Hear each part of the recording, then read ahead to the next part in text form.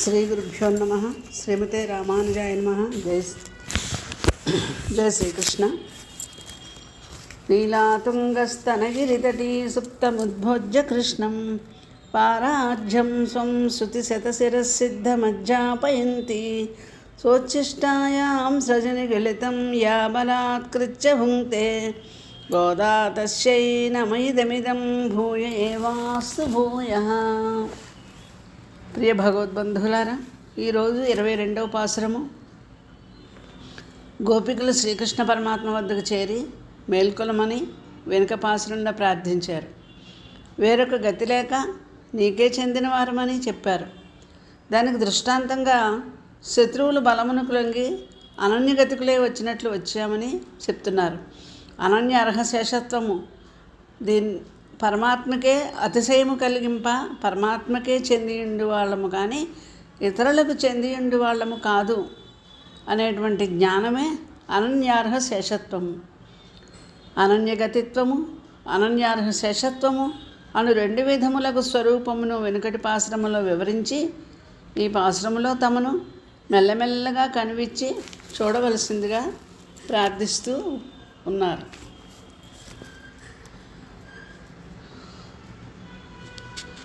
గోపికలు ఏ విధంగా ఈరోజు మేము వచ్చాము నీ దగ్గరికి అంటే, కొంతకాలము రాజ్యం చేసినవాడు సర్వవిధములా తమ ఐశ్వర్యాన్ని భగవదర్పణం చేసి భగవదాలయంలో ఉన్నప్పటికీ కూడా అతనిలో రాజు అనేటువంటి ఆ అహంకారం మెదులుతూనే ఉంటుంది.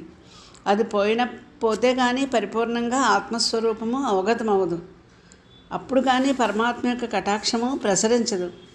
అలాగే మన శరీరమే మనకు ఒక రాజ్యము, జీవుడే దానికి రాజు. రాజ్య పరిపాలన చేసే రాజునికి వలె శరీరాన్ని మనమే రక్షిస్తున్నాము అనేటువంటి ఒక వృధా అభిమానము, స్వతంత్రుడను అనే భావము జీవులకు ఏర్పడుతుంది. ఆ అభిమానము భంగమైపోయి భగవత్ శేషత్వ జ్ఞానం పరిపూర్ణముగా కలిగిన వాడే భగవత్ కటాక్షపాత్రత కలిగి కర్మ పూర్తిగా క్షీణించి పరమభక్తుడవుతాడు. ఆ విధంగా అటువంటి స్థితిలో ఇప్పుడు వీళ్ళు వేరొక దిక్కులేక వచ్చినామని చెప్పారు. రక్షింపనతో వెళ్ళిపోతారో, రక్షించినను రక్షింపకపోయినప్పటికీ నీకే చెందిన వారమని ఉంటారో చూద్దామని శ్రీకృష్ణ పరమాత్మ మౌనంగా ఉన్నారు. అప్పుడు గోపికలు నీవు ఆశ్రయమిచ్చినను ఇయ్యకపోయినను వేరొక గతి లేని వారము, అనన్య అర్హులము మేము స్వతంత్రులము కాము, ఇతరులకు చెందిన వారము కాము, నీకు మాత్రమే చెందిన వారము, కటాక్షించమని చెప్పి ప్రార్థిస్తున్నారు. ఈ పాసురంలో పాసుర విన్నపం చేసుకుందాం. ఆండాళ్ తిరువడిగలే శరణం అంగన్మాన్యాల దర్శర్ అభిమాన భంగమాయి வந்து நின் பள்ளிக்கட்டில் கீழே செங்கமிருப்பார் போல் வந்து தலை பெய்தோம் கிங்கிணுவாய் செய்த தாமரை பூ போலே செங்கல் சிரிச்சிறிதே எம்மேல் விழியாவோ திங்கள் மாதித்தியனோ மெழுந்தாற்போல் அங்கனி 2 கொண்டு எங்கள் மேல் நோக்குதியேல் எங்கள் மேல் சாவ మిళిందు ఏలో రంబావాయ్. గోపికలు స్వామి పానుపు వద్దకు వచ్చారు. స్వామిని ప్రార్థిస్తున్నారు. కన్నులు మూసుకుని పరున్నాడు స్వామి. ఏమి సౌందర్యం స్వామిది! నిద్రపోతున్నా దర్శించవలసిన రూపమే కదా, కన్ను విచ్చినా దర్శించవలసిన రూపమే. ఒకసారి లే అనగానే కన్ను విచ్చుతామేమో స్వామి. వద్దు, మెల్లమెల్లగా కనువిచ్చి చూడవయ్యా. నీవు మేలుకునే సౌందర్యాన్ని మేము చూడాలి అని ప్రార్థిస్తున్నారు ఈనాడు. మేము ఎలా వచ్చామో మేమే చూస్తామని వచ్చిన వారిని కాము, మాకు స్వామి దర్శనమిస్తాడని అహంకారంతో వచ్చిన వాళ్ళము కాము. విశాలమైన సుందరమైన భూభాగాన్నంతా పరిపాలించే రాజులు మేము రాజులమని కొంత కాలం విర్రవీగి ఆ విర్రవీగిన గర్వము తగ్గి ఒకనాడు అభిమాన భంగమై వచ్చి నీ మంచము కింద దూరి శరణాగతి చేసినట్లుగా మేము నీవారమని, నీవు బయటకు పంపించినా వెళ్ళమని, నిన్ను వదిలి ఉండేవారము కామని నీ ఆసనం కింద కూర్చుని ఉన్నామయ్యా. స్వామిలే, ఒకసారి మమ్మల్ని చూడు అని ప్రార్థించారు. ఇదే జీవుల యొక్క పరిస్థితి. భూమండలానికి రాజులు భూపాలుడు. మన శరీరానికి రాజులం మనమే. ఈ శరీరము, దీనికి చెందినవన్నీ నావి, నేనే ఈ శరీరము అనే అహంకారంతో ఉన్నాం. ఈ అహంకారము తొలగాలి అంటే ఇది నాది, ఇది నేను అనేటువంటి అహంకార మమకారములు తొలగిపోతేనే మనకి వాస్తవమైన తత్వము గోచరిస్తుంది. ఈ నాది నేను అనేదే మన ఆత్మతత్వానికి ప్రతిబంధకాలు. దానిని తొలగించుకుని రావాలి. మేము తొలగించుకోగలమా? తొలగించుకోలేము కదా. భగవంతుడే తొలగించాలి. గోపాల ద్వారపాలకుడు దీన్ని తొలగించాడు, తలుపు తెరిచాడు కదా, అప్పుడు అది తొలగింది. నీలాదేవిని దర్శించాము, స్వామిని దర్శించాము, తొలగింది. కానీ ఇప్పుడు స్వామి ఒక్కసారి కన్నివిచ్చి చూడాలి. మనల్ని చూస్తే ఆయన మనల్ని చూడాలి. మనం చూస్తే స్వామి కనబడడు, స్వామి చూస్తే మనకు స్వామి కనబడతాడు. ఇదే విచిత్రం. మనం చూస్తే కనబడడా? సూర్యుడు తెల్లవారుజామున లేడు, చూడాలనిపించింది, చూడగలమా? చూడలేము. మరి ఎట్లా? వాడే మెల్లమెల్లగా కొంచెం కొంచెం పైకి లేచి తూర్పు దిశని ఉదయిస్తే, ఆ కిరణాలను ప్రసరింపజేస్తే, మనకి ఎంతకాలము తాను కనిపించకుండా ఉన్న చీకటిని తానే తొలగిస్తే మన కంటికి తానే కనబడతాడు. అలాగే స్వామి సన్నిధికి చేరడం కూడా మన ప్రయత్నం వలన జరగదు. భగవానుడు సంకల్పిస్తేనే చేరతాం. చేరిన తర్వాత చేరామని తెలుస్తుంది.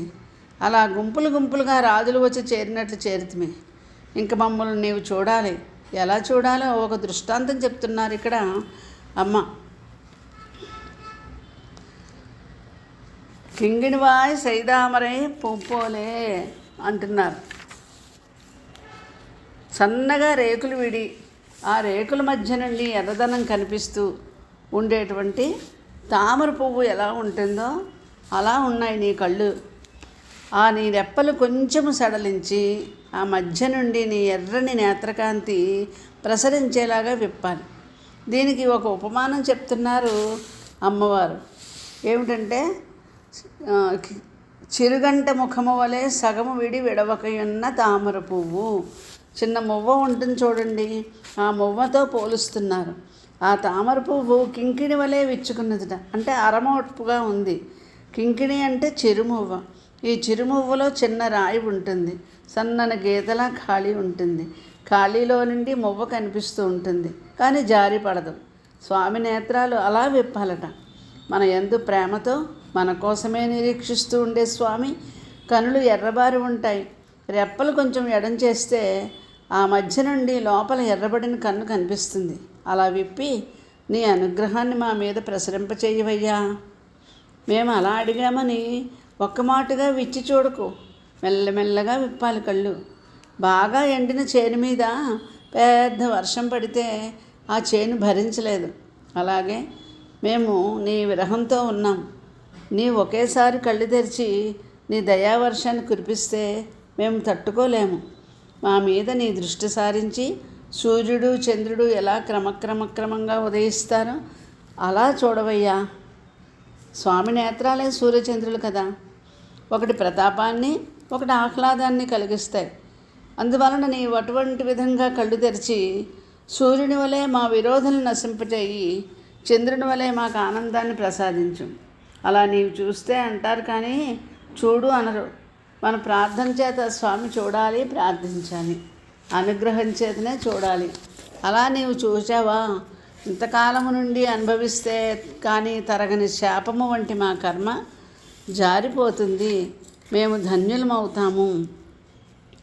నీవు మాతో కలిసి సరస్సులో విహరించాలి, ఇప్పుడే మమ్మల్ని నీరాడినట్లు చెయ్యాలి అని గోపికలు కృష్ణ పరమాత్మని 22వ పాసురంలో ప్రార్థించారు. స్వస్తి సోచిష్టమాలికాబంధ కందబంధురజిష్ణవే విష్ణుచిత్తతనూజాయై గోదాయై నిత్యమంగళం.